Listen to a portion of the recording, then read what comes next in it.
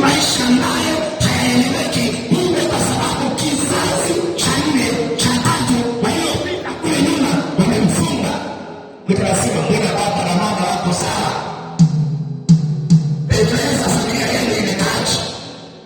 Muulize bibi yake na baba yako alishije? Jiulize babu yako mzababa alikuwaje? Babu yako mzamama alikuwaje? Bibi yako alishije? Shangazi yako waliozaliwa na baba yako walishije? Kaka mkubwa na kaka mdogo waliozaliwa na baba yako walishije? Au baba yako baba mdogo baba mdogo alishije? Utaanza kuelewa maisha unayoishi umepangwa wapi. Maisha unayoishi yalianza zamani, yalipangwa mapema kabisa.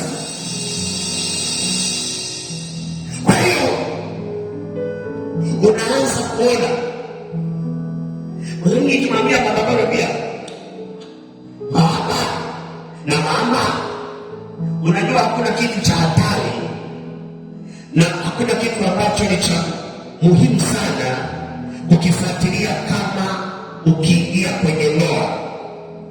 Ukiingia kwenye ndoa inahitaji akili ya chako. Yaani ukiingia kwenye ndoa mle kuna msururu wa watu ambao wako pako pale.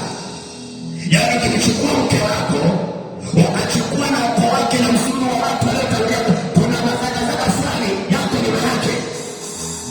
Alafu na wewe mwenyewe kuna ulikotokea, ulikozaliwa, pa baba, pa mama, kuna mazaka ya vitu viko nyuma yako vinakulinda. Mkiungana familia, kuna roho za waipeli na mme wako. Unaweza kashangaa msongei, kuna vitu viko nyuma. Unaweza kashangaa mwili kwa sababu kuna mabibao zinafuatilia. Zinaweza kufuatilia wewe au wenzako. Kwa hiyo nakuta watu wengine unasema bwana, toka nilipooa huyu mke maisha yamegoma. Toka nilipoingia kwenye ndoa maisha yameharibika. Kuna mtu mwingine akiolewa au akioa ndio maisha yanaanza kuharibika kabisa.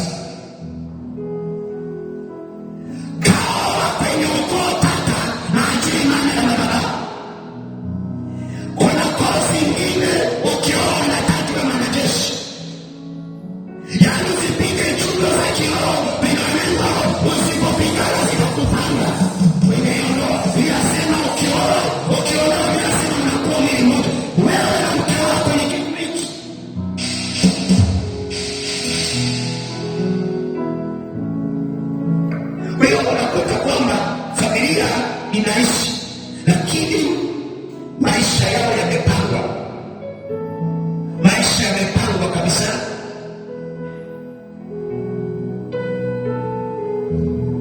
Kwa hiyo madhabahu ya familia, madhabahu nyingine, aina ya pili ya madhabahu. Kwa hiyo hizi madhabahu ya familia au ya ukoo inatokana na miungu, inatokana na maagano. Lakini ibada za miungu au ibada ya sanamu, ibada za miungu manake ni kuambia watu waliokufa kwamba wawe sehemu ya msaada wa familia. Ndio yale matambiko wanafanya, wanasema wana babu tulimie familia. Ile ni ibada ya sanamu. Tulimie familia, tulimie watoto. Kwa hiyo wale watu wakuta wanafanya ibada za Mungu, wanaweka wakfu zile familia. Nani hapa kazaliwa kwenye familia yao hajawahi kutambikia? Au mwazi asema kama baba yako alikuwa na tabia ya udharau, alikuwa anaingia kanisani, baba yake mzazi, babu yake na baba yako alifanya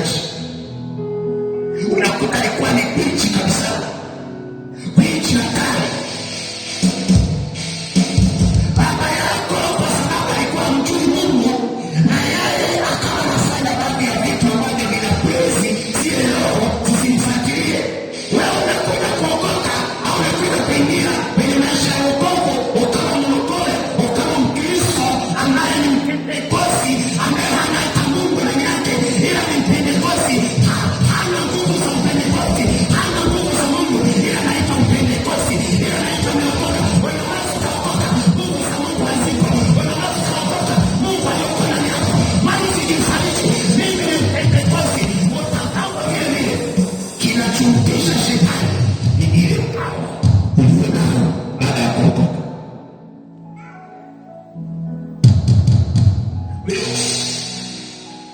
Kuna Wakristo wengi wakiambia Bwana Yesu asifiwe. Amen. Bwana asifiwe siishi.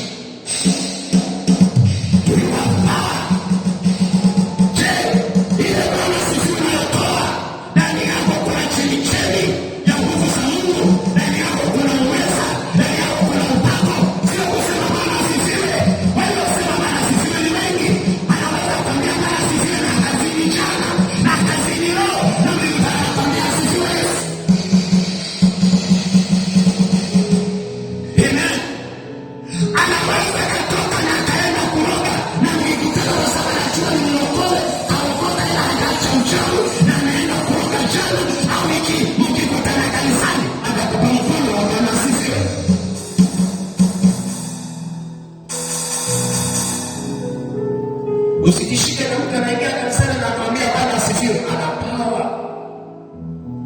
Asifiwe Yesu. Asifiwe Yesu. Haleluya. Ni lazima Mungu awe ndani yako. Mruhusu Yesu atawale ndani yako. Na jinsi ya kuwa na Mungu vizuri ni kujitenga na uovu, kujitenga na dhambi.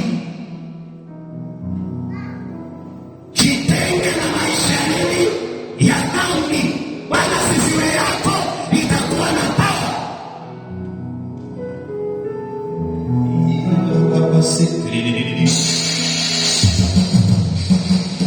Jitenge na dhambi, huduma yako itakuwa na power. Jitenge na dhambi, maisha yako ya wokovu yatakuwa na maana mbele za Bwana. Maana umejitenga na uovu, umejitenga na dhambi. Maana nasema jitenge na uovu. Nafundisha habari ya madhabahu, lakini acha uovu na dhambi.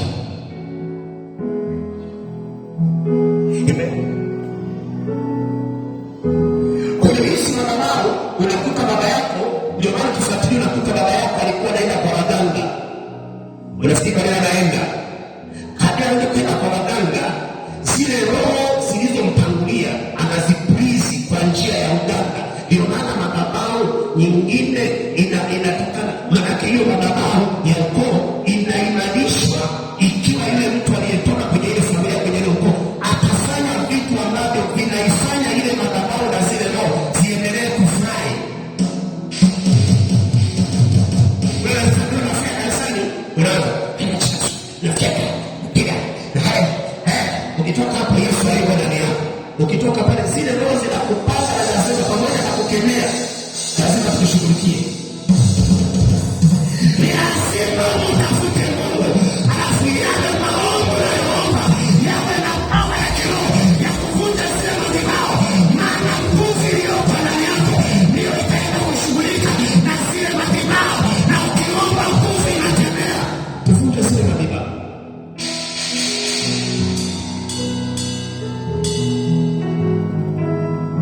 Ndio maana mtu anaweza kusema Yesu inafika, inaharibu, inakucha, inateketeza. Ilikuwa na saa ya kuomba. Maana alikuwa anakuongoza kwenye kuomba au ulikuwa unaomba. Ukitoka hapa, zile roho zinazokupanda zinakwambia wewe, ndio ulikuwa unafika vya kule. Zile roho zinazokupanda zinajua namna ya kwenda na wewe. Hazikuzuii kwenda kanisani. Unasikiliza kwambia wewe nenda tu. Tunakusubiri kwenye mechi. Ndio maana wanataka kanisani ataenda kufanya dhambi na ametoka kanisani. Wanatoka kwenye ibada na mamiadi ya uzinzi na akaenda kwa mama na akafanya uzinzi na ametoka ibada. Wale hakukemea, hakuomba, saikuwa na fedha, saiiba kwaya, saiiba Halo, asifiwe Yesu.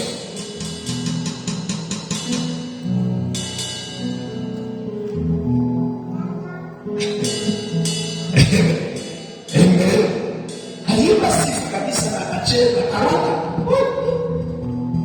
cheza kabisa mpaka jasho likatoka. Alipotoka pale akatoka na nia, nataka nikafanye vizuri kidogo, nimechemka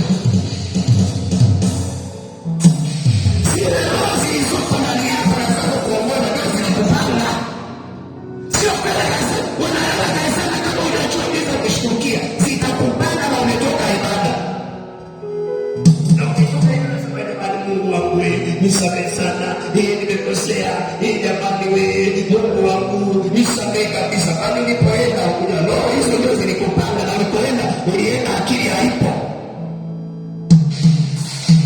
Nilikuwa nawaambia vijana, nilikuwa niko darasani nafundisha, nikawaambia hivi, kuna kitu ukikifanya kinaweza kikawa ni cha dakika 5 au dakika 10 au dakika 20 au 30 kikakuposti maisha yako yote.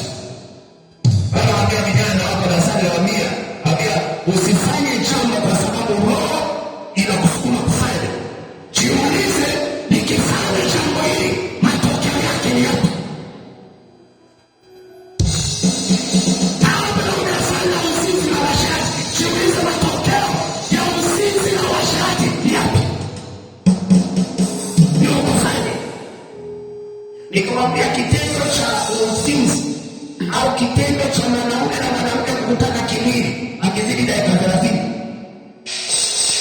Nikamwambia vijana, nikamwambia akizidi dakika 30, lakini ukitoka hapo unaweza kukutana kitu ambacho kitakuumiza maisha yako yote.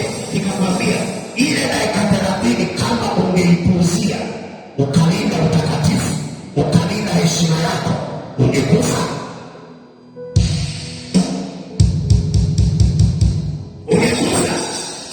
Nikamwambia mimi ni kitu ambacho ninasema, wale wanaoishi kwa roho hawaongozi na roho, hawaongozi na mwili, ila wanaongoza na roho.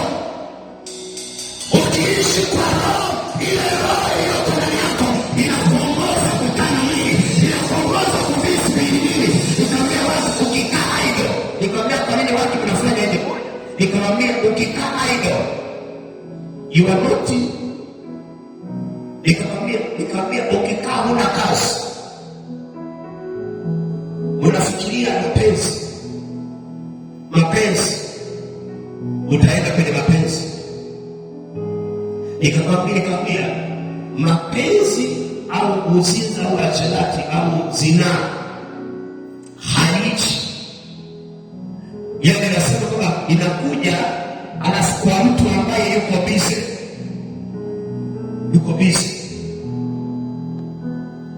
Kwa hiyo asubuhi na jioni hiki kinakuja, asubuhi na jioni unatoka pale umechoka akili na mwili, huwezi kufikiria mapenzi.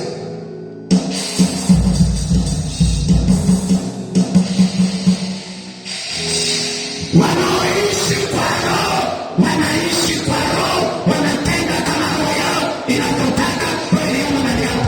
Kitu mtu anachofanya ni ile roho iliyomo ndani yake. Mtu anaishi kulingana na roho iliyomo ndani yake.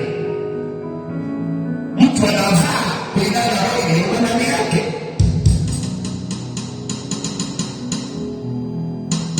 Unaweza kushangaa, mara nyingi unapenda kwenye mitandao unakuta watumishi wa Mungu. Ukimwangalia mtumishi wa Mungu kwanza alivyovaa, unajiuliza huyu ni mtumishi wa Mungu au ile roho inayomuongoza, pamoja na kwamba ni mtumishi au ni wakweli au uongo, ile roho iliyomo ndani yake inamwambia cha kufanya. Amen. Wewe kwa hapa alikuwa anajua, mnakumbuka miaka ya zamani mimi kwa basuti. Amen. Na chanzo cha kuanza kuvaa hivi, roho Mungu alisema na kwamba kumtumia mtu kwamba ni lazima nianze kuvaa kama kuhani wa Bwana kwenye madhabahu. Sisi nikafanya nikawa kwanza kitu hili kuja tu unajisikia ile roho inayokuongoza ndiyo inaanza kukuambia cha kufanya. Ndio maana mtu mwenye roho ya uzinzi na uasherati huyu inamwongoza hata nguo ya kuvaa.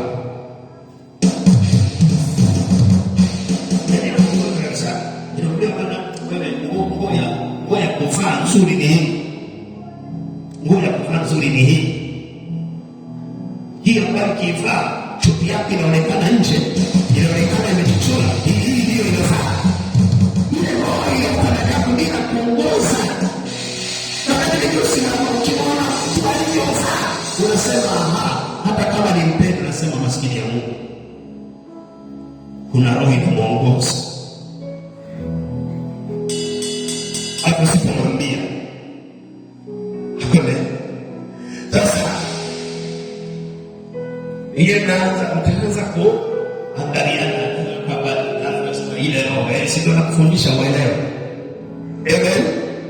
Ukimwona kampeni mwenzako anasema maskini ya Mungu, ili Mungu akuongoze, uingie kwenye maombi pia muombe, Bwana msaidie na mrehemu. Ndio maana huwa na maarifa. Washirika kwa washirika wenyewe wanajua namna ya kusimama na kujua namna ya kutenda na namna ya kupenda. Ndio maana kanisa hili ukienda ukibao ovyo wanakuletea kitenge. Hata kile kama ambaye eleweki kitenge hicho hapo utakifunga hata kama hujai kufunga kitenge. Nani alikwambia wewe umefanya nguo yako ya ajabu kabisa? Kitenge. Amen. Watu sisi nakuta anatokea msafiri roho. Ndio maana kanisani kuna watu wa aina zote.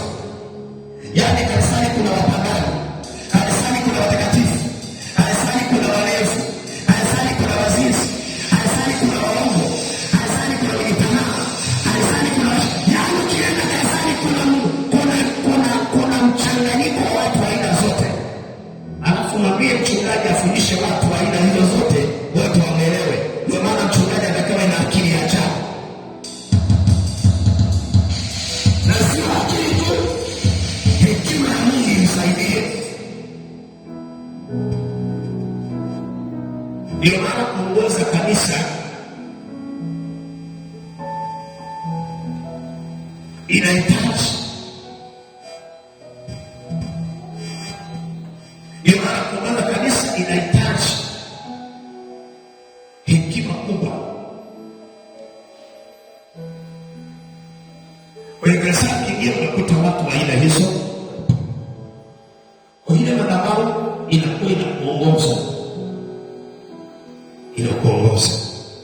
Vaa hivi, ongea hivi, ishi hivi, fanya hivi. Fanya hiki, fanya hiki. Maisha ya dhambi ni ya muda mfupi sana. Dhambi, yaani dhambi shetani anakupeleka, anakubembeleza. Unajua kabisa Mungu mwenyewe anajua katuumba. Atatupa dalili yetu hii ambayo kabisa anayejua kabisa. Sasa Mungu ni wa rehema, hata kujidanganya atacha Mungu wa rehema. Kuna mambo ya makusudi na ya kuanguka tu kwa bahati mbaya.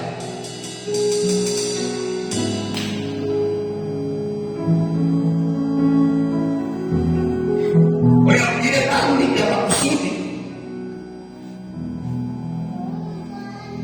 wewe kufanya dhambi. Najua kabisa nini, najua kabisa kuwa ni dhambi. Nikaenda nikasema potelea mbali bwana, mimi namuua mimi hapana, namuua potelea mbali.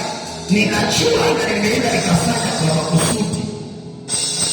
Nafikiri Mungu baba wewe sio unajua unafanya makusudi. Kuna dhambi za makusudi, kuna dhambi za bahati mbaya.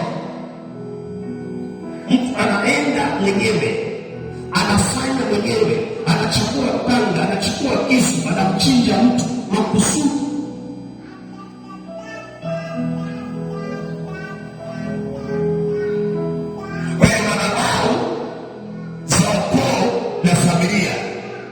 asilimia kubwa ndio zimewapanga watu. Biblia inasema kwenye hii Petro ya kwamba mlinunuliwa kwa damu ya thamani, si kwa vitu viharibikavyo, ili muweze kutoka katika mwenendo wenu usiofaa. Mwenendo ni jumla ya maisha, unavyoishi, unavyotenda, unavyowaza, unavyofanya,